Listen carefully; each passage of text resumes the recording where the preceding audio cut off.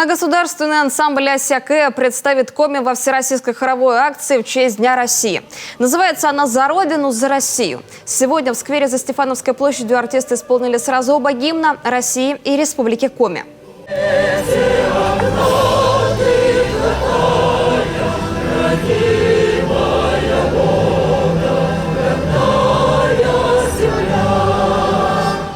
В эти дни хоровые коллективы по всей стране исполняют гимны нашей страны в знаковом аутентичном месте региона и посвящают свое исполнение Дню России. Выступления записываются, чтобы после организаторы могли соединить их в единый видеоролик. Он будет представлен на различных платформах в День России 12 июня. Это центральные телеканалы, медиаплощадки и интернет.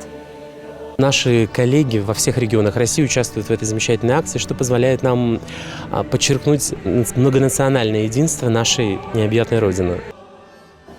К слову, присоединиться к акции могут все жители Коми. Достаточно записать песню, связанную с Россией, выложить ее в социальные сети с хэштегами «Мы Россия», «Страна победителей».